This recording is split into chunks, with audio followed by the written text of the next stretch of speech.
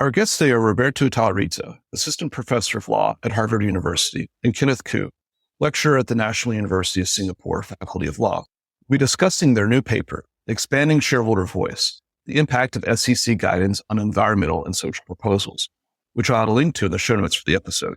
Roberto, Kenneth, welcome to the Business Scholarship Podcast. Thank you for having us. Thanks for having us. I'd like to start our conversation today with a bit of stage setting. Your paper is on shareholder environmental and social proposals. And I'd just like to establish for the listeners what we mean when we're talking about shareholder proposals. In this kind of mix of securities and corporate law, we have an interesting practice of shareholders proposing non-binding, some might even say symbolic resolutions on the annual corporate proxy card, the annual corporate shareholder vote, asking the board of directors to do or not to do something.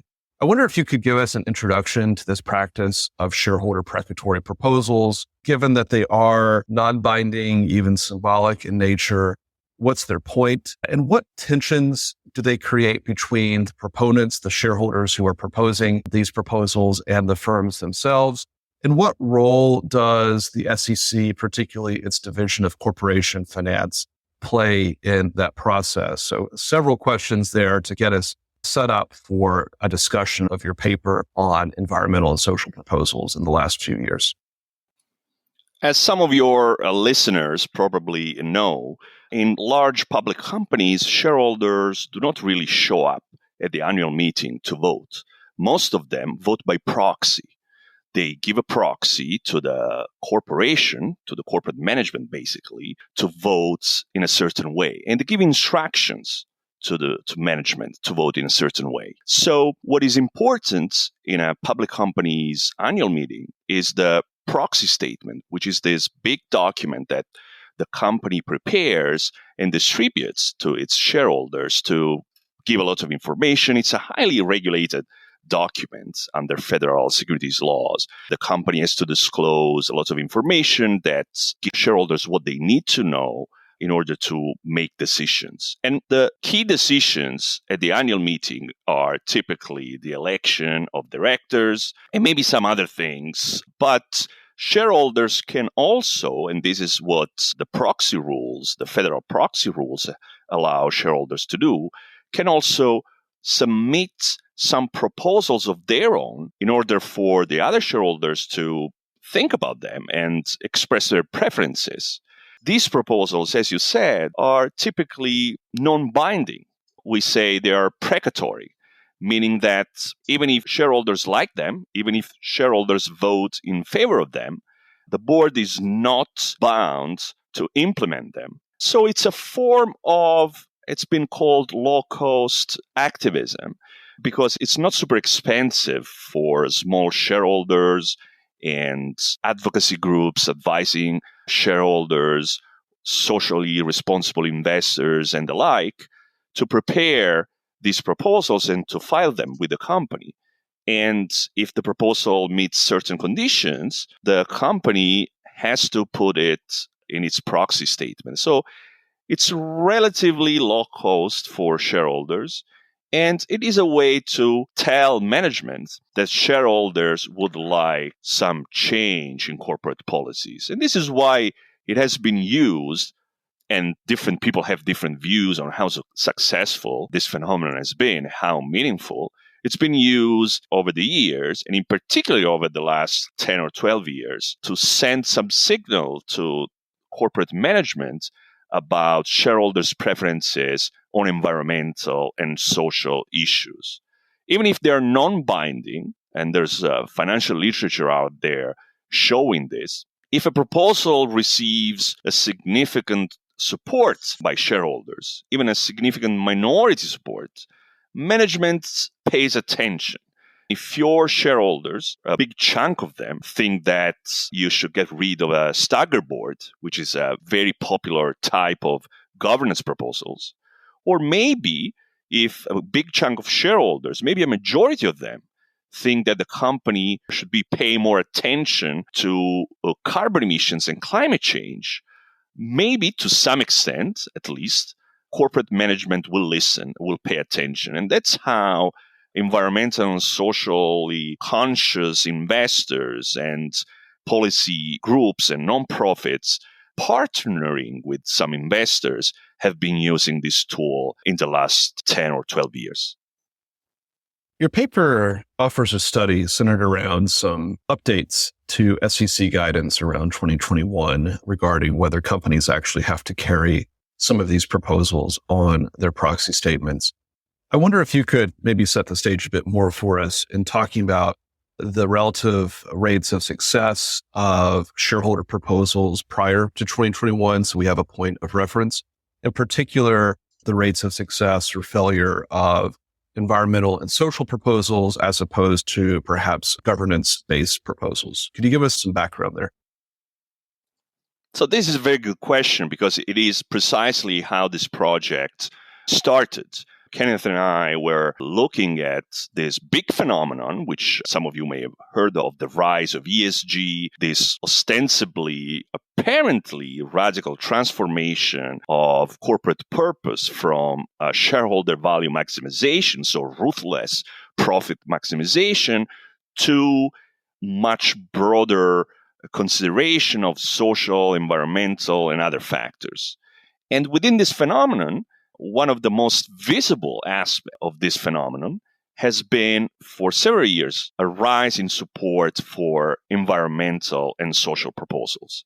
I had a paper a couple of years ago showing that historically, the support by shareholders, the votes in favor of environmental and social proposals, has been pretty low. Like in the 70s, in the 80s, it was like one digit percentage. They got 5%, 6% of the votes. In the 2010s, this has changed quite radically. There's been an explosion of support for environmental and social proposal. Think about this. When you look at the graph, it's one of those lines that inevitably tells you there's something is going on. The typical average support for environmental and social proposal in 2010 was 18%, which was already quite larger than in the 80s or 90s.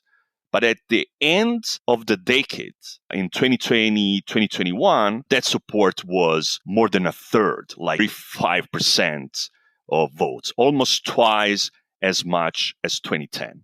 So a lot of observers, industry players, and academics looking at this thought that something was going on. And it's unclear what this something was. Maybe it was more awareness about climate or social inequality or some of the topics that these proposals try to tackle. Maybe it was that some of our colleagues, Michal Barzuza and Dave Weber and Quinn Curtis, showed in a recent series of papers, maybe the new generation of millennial investors have different social preferences. They care about profits, of course, because they are saving for retirement, but they also care about climate and pollution and employees' welfare and diversity and other things. Maybe it was a marketing ploy, the skeptics say, to cater to some of the sentiment in the population, but corporations were not really serious about it. But whatever, it was a significant spike in support for this kind of proposals. And then, if you talk to asset managers and corporate lawyers working in this field, and with the raw numbers of support for environmental and social proposals, after 2021, something clearly seemed to have changed. Support, this trend of increasing support has shifted, and now the line is going down. This was what intrigued us. And looking at this number, looking at the conversation in the industry around this, we asked ourselves, what's going on? And our hypothesis here in this paper is that a big part of what is going on might be a change in the policy of the SEC. These proposals, like all kinds of shareholder proposals, can be excluded by the company If management thinks that they do not meet all the formal or substantive requirements that the proxy rules require. And one of the most popular, I would say, sub-rule that corporations use to exclude unwanted proposals is the so-called ordinary business exclusion, meaning that shareholder proposals cannot deal with the ordinary business decisions of the corporations because that's management's job to deal with those issues. And so companies try to exclude these proposals by appealing to this ordinary business exclusion. And the interpretation of this rule has changed over the year.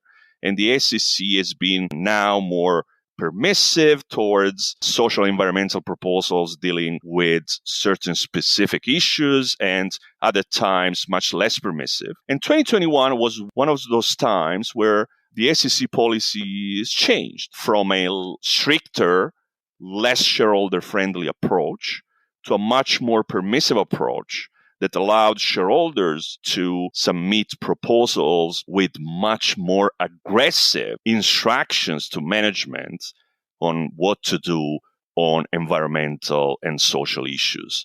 And that's our idea for the paper, right? Does this policy change have anything to do with the decline in support for environmental and social proposals? Do shareholders really like more aggressive, specific, we call them prescriptive proposals, which is like a term of art that industry players and the SEC itself use? Do shareholders really like more prescriptive proposals or not? And that's what basically the paper is about. So in 2021, we see the SEC adopt guidance at the CorpFin, the Division of Corporation Finance level, that opens the doors a bit more to shareholders presenting prescriptive proposals and having those be carried on the proxy statements that companies send out to their shareholders. Can you talk a little bit about the potential mechanisms for why that shift in availability toward prescriptive proposals might affect shareholder support for environmental and social policies? And could you maybe talk a little bit about your method in testing some of those hypotheses? So let me give you an example to have a more concrete idea of what we're talking about. I'm looking right now at one proposal filed at some point a few years ago to Dow DuPont. Okay, it's a shareholder proposal about plastic pollution. And shareholders ask Dow DuPont to disclose trends in the amount of plastic pollution and concisely assess the effectiveness of the company's policies and actions to reduce plastic pollution. This is a pretty standard environmental proposal, and it basically requests the board to give shareholders some information and give shareholders what the company thinks about plastic pollution and policies to reduce this problem. We would call this a non-prescriptive proposal because it doesn't really tell the company what to do. It doesn't really have goals to reach. It doesn't get into the specifics of the method that the company should use to reach those goals. It's a disclosure request with a commentary request, and this is typically okay for the SEC to be put on the ballot. It was okay in 2019, in 2020, and it is okay today. Let's look at another proposal. The other proposal I'm looking at right now is a proposal submitted to UPS, and shareholders request UPS to adopt independently verified short-term, medium-term, and long-term science-based greenhouse gas emissions reduction targets. In order to achieve net zero emissions by 2050 or sooner, and to attain appropriate emissions reductions prior to 2030, in line with the Paris Agreement's goal of maintaining global temperatures rise at 1.5 degrees Celsius. As you can see, or hear in this case, there's just more stuff, much more detailed instructions, independently verified targets, net zero by 2050, some intermediate reductions by 2030. This is more prescriptive proposal that typically before 2021, the company might have easily excluded by writing to the SEC and say, "Dear SEC, this proposal is about ordinary business. It's too prescriptive. Shareholders are trying to micromanage the company, but it's our job to manage the company. So we won't put this proposal on the ballot." And the SEC would have probably said, "Yes, you're right." But in 2021, with this new policy, which is the Staff Legal Bulletin 14L in November 21, the SEC staff of corporation finance changed its approach to this problem. The staff announced that from now on, proposals seeking detail, seeking to promote timeframes or methods, do not per se constitute micromanagement. So it was a signal to the market that the SEC staff would have been more favorable, more friendly to environmental and social proposals with a more aggressive prescriptive approach. And this is an interesting way, an interesting event. If we want to be technical in jargon, we will call it quasi-exogenous. It's something that happens that changes reasonably, plausibly, the text of the proposals that shareholders vote on. And it's an interesting event to try to understand whether this kind of content affects shareholders' voting and how. You can think of many possible stories out there. Do shareholders really like this kind of ESG aggressive approach or not? Do they like giving detailed instructions to management of what to do, quantitative goals, or are they more comfortable with the vaguer, more diluted approach and style of the non-prescriptive proposals? And you can't really tell based on just votes in a normal period of time because the text of the proposals that shareholders vote on is endogenous. It's created and crafted in a way that passes the filter of the SEC and strategically aimed at getting on the ballot.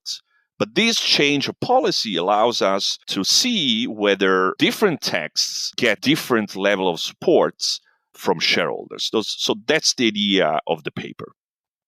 Sure. So this is Kenneth. I'm happy to talk about the methodology that was used by our paper. So I think our paper makes a rather novel innovation in terms of using certain labels to basically attain prescriptive proposals. So usually in the old days, most researchers, many of them in corporate law, some of them in finance, would use research assistants to label proposals as, for example, if you thought this was prescriptive, you would have a dictionary of words that would correspond to prescriptive proposals, and you would also have a dictionary of words that corresponded to non-prescriptive proposals. And then you would get the research assistants to label it as 1 or 0. So that was the old approach.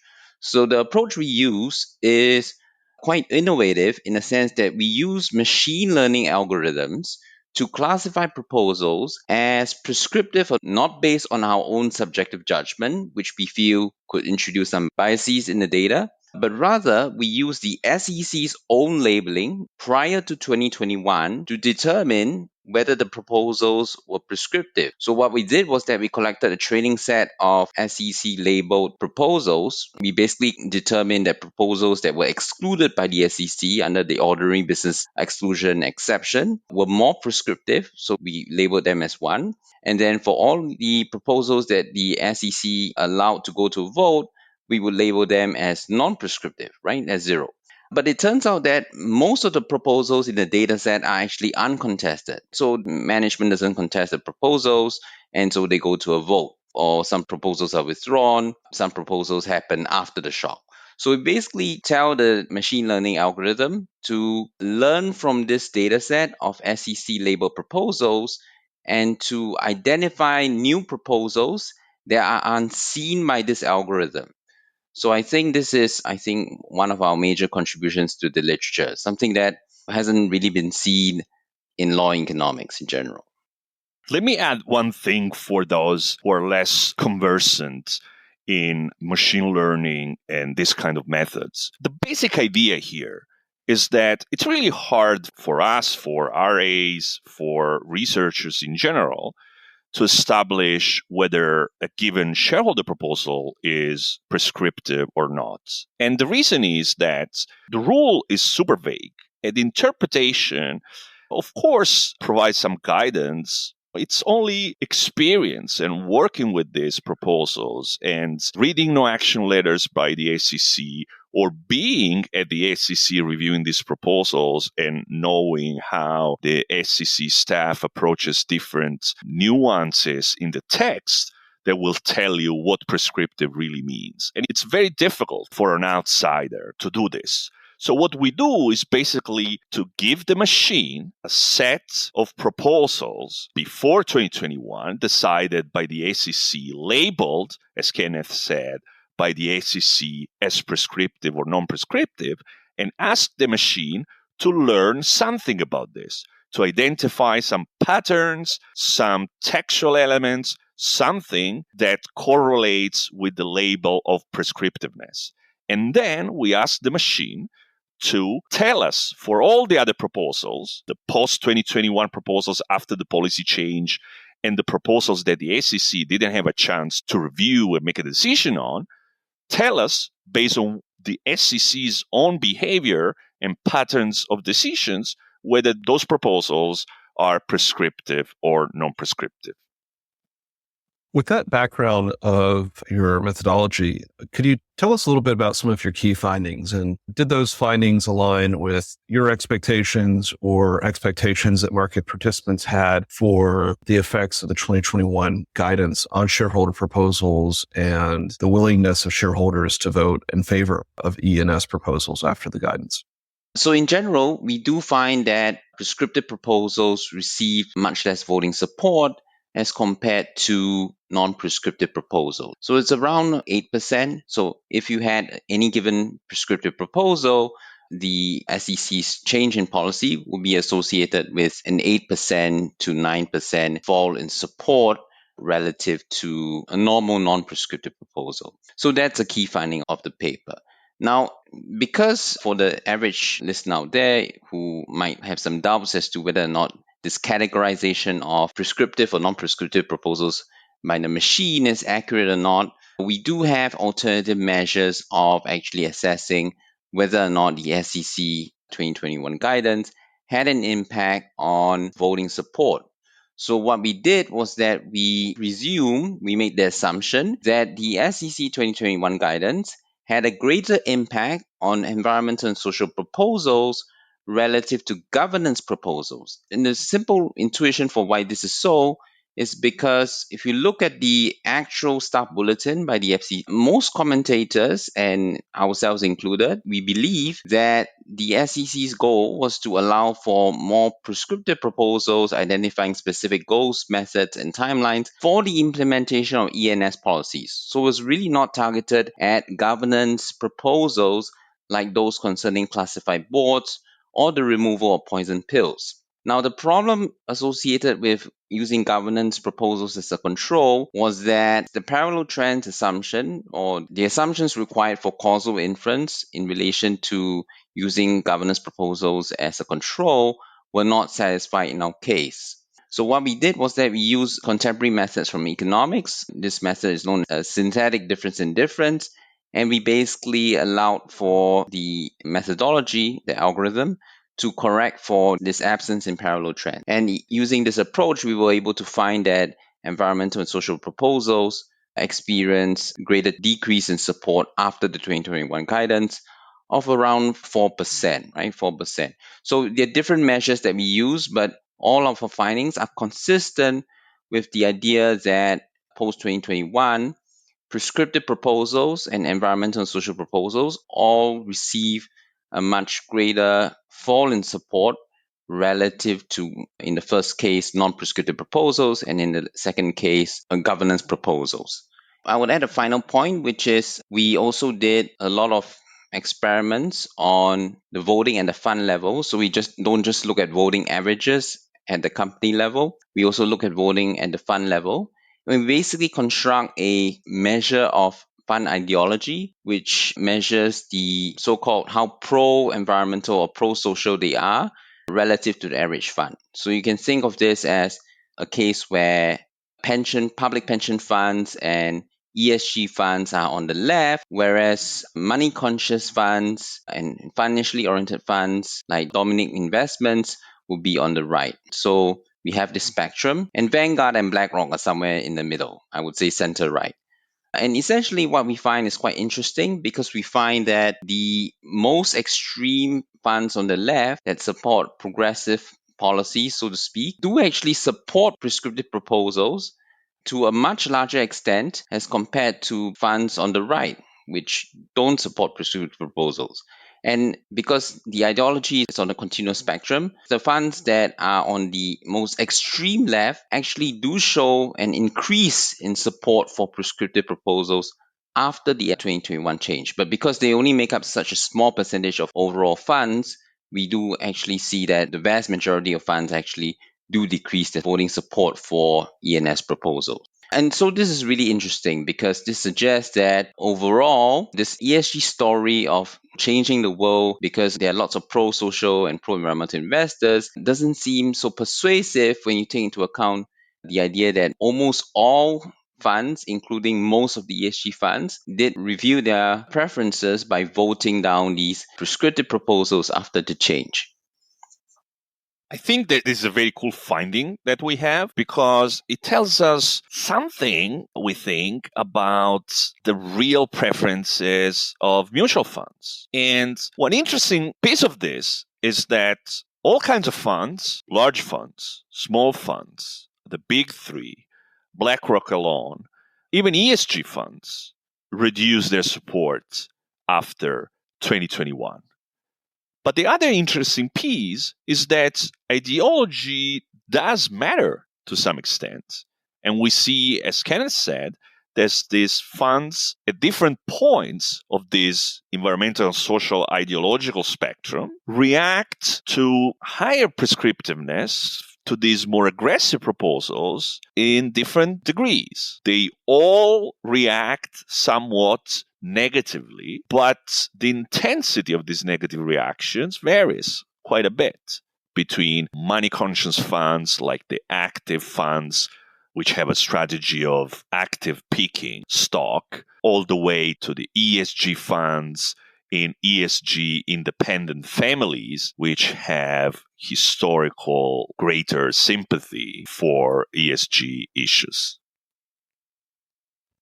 Could you talk about some of the implications for these findings? And specifically, we've seen over the last few years a series of jurisdictions around the United States adopt anti-ESG legislation or policies. So could you talk about the implications of the findings and particularly the implications in light of some of the maybe anti-ESG backlash we've seen in recent years?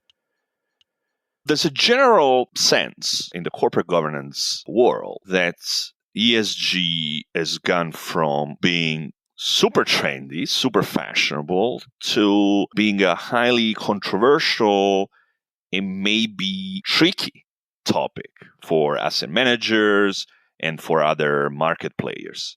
And the reason for this, as you said, Andrew, it's been mostly politics. There's been a lot of talk against ESG in some corners of the political arena, and even presidential primary debates have touched upon this once really esoteric concept of ESG and corporate purpose, etc., in a critical way. And there's been also state-level legislation try to address this. Now, it's very difficult to put your finger on this political backlash against ESG. Some of this legislation is symbolic.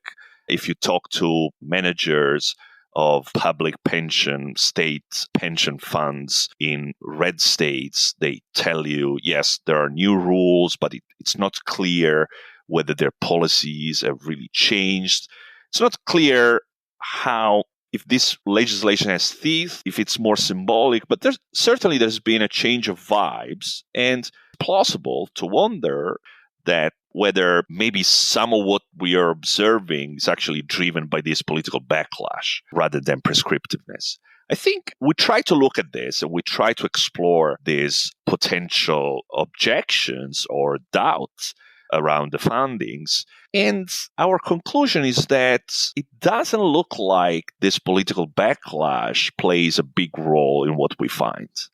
And the way we try to look at this is we have several ways. We try different angles. We first look at the largest funds, the so-called big three, BlackRock, Vanguard, and State Street, which feel a lot of this political pressure. They are at the center of these debates around ESG. They have been criticized for being too big, high concentration of participation in the equity capital of corporate America. They've been the subject of books and papers and political criticism. So you would expect, if political backlash is a big driver of this decline in support for environmental and social proposals, that the big three would actually be less supportive of prescriptive proposals compared to the average mutual funds. And we don't really see this. The big three are basically indistinguishable from the average funds. You can always come up with other different hypotheses of how this political backlash operates, but we'll certainly expect that the biggest funds, those at the center of many of these critics, would show a different behavior if politics were a big driver of this. We also look at fund flows. Quinn Curtis has a new paper trying to measure this political backlash in terms of fund flows to ESG funds, whether there has been any change or if we can really observe a decline in funds to ESG funds. We replicate his methodology, and we also find there's not an effect there. We do not observe that ESG funds are really suffering in terms of fund flows.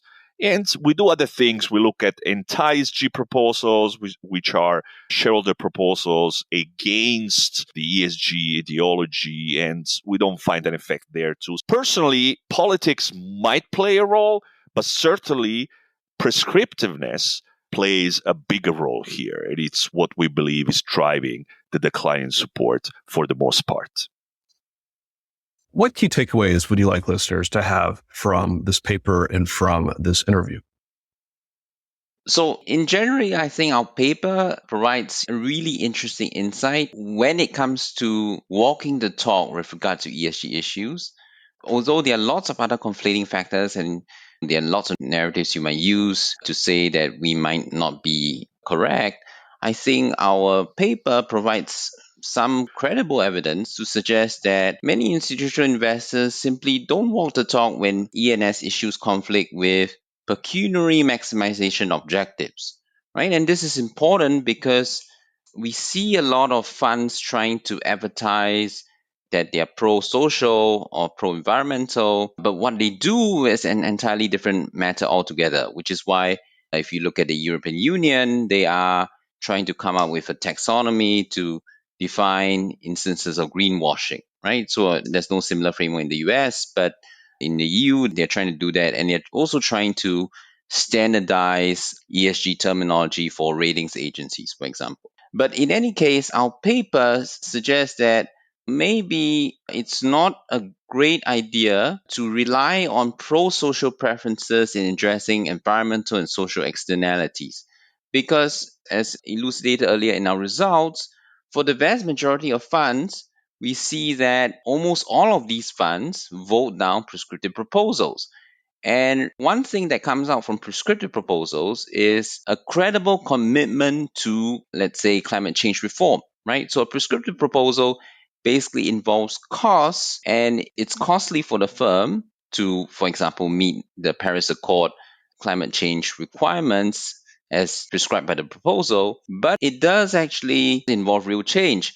And we see that shareholders aren't really willing to engage in real change. So that provides a kind of rather pessimistic story for many scholars who believe that ESG is going to be the next big thing that saves the world. I think most of us either are at Harvard, like Roberto, or who worked at Harvard, we think in the same way, which is that we think that the state should be the primary driver of regulation in terms of the pollution, environmental and social externalities, and not so much private ordering. There's certainly a theoretical case there, but the evidence doesn't seem to support that. Our guests today have been Roberto Tallarita, Assistant Professor of Law at Harvard University, and Kenneth Khoo, Lecturer at the National University of Singapore Faculty of Law. We've discussed their new paper, Expanding Shareholder Voice, the Impact of SEC Guidance on Environmental and Social Proposals, which I will link to in the show notes for the episode. Roberto, Kenneth, thank you for joining the Business Scholarship Podcast. Thank you. It was great fun. You're welcome. Thank you, Andrew. It was great fun.